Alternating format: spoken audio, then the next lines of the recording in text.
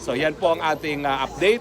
Fake news po na nabasura na yung disqualification ng dalawang judges. Bagamat meron ng naunang disqualification kasi ang nagamit ng mga abogado ni Tatay Digong na provision doon sa naunang binasura ay para lamang sa voluntary disqualification at hindi po para sa disqualification na hihingi ng akusado gaya ngayon. Okay? So malinaw po yan. Wala pa pong desisyon ang hukuman doon sa disqualification ng dalawang maestrado. At nakabinbin po ngayon sa hukuman ay yung lack of jurisdiction at sinasabi natin dahil nasimula ng preliminary investigation sa pangalawang taon na matapos tayo magbitiw sa ICC. No? Hindi pa nga po madidesisyonan yung issue ng kidnapping kasi kinakailangan niya ng ebidensya at magkakaroon ng full-blown hearing. Okay? At bukod pa po dyan, ang inaantay pa ng hukuman ay yung, bukod po dyan, nagkaroon ng desisyon na pinagbigyan ng mas mahabang panahon yung prosecution para ilabas sa mga pangalan ng testigo. At nauna ko nang sinabi, unfair yan na binigyan sila ng mas mahabang panahon samantalang nasa Pilipinas ngayon ang investigador ng ICC pinipilit ang mga ilang kapulisan na magtestigo.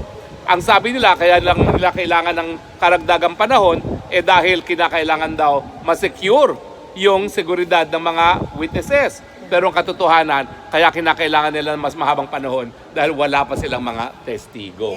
At ngayon ay kumakala pa sila ng testigo. Okay? So anyway, yan po ang ating updates from The Hague. Kahapon din po, napakalaking pagpupulong ang nangyari dito sa The Hague at nagtipon-tipon po ang mga Pilipino. Ang estimate ko po, mga 2,000 ang dumating. Tama ba ako? 2,000. Bagamat napaka-ulan po kahapon, napakalamig. 2,000 po dumating, nakaisa, at hiningi ang pagpapalaya kay Tatay Digong.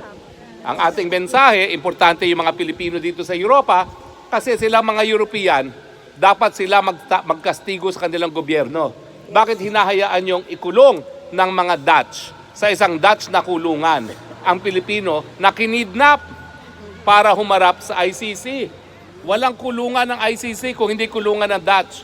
Walang preso na nagbabantay dyan na kung hindi mga Dutch. So kinakailangan dahil ang Holland at ang European Union sinasabing compute sila ng karapatang pantao, bakit pinapayagan nila magpatuloy na nakakulong si Tatay Digong na alam naman nila na kinidnap para humarap dito sa ICC.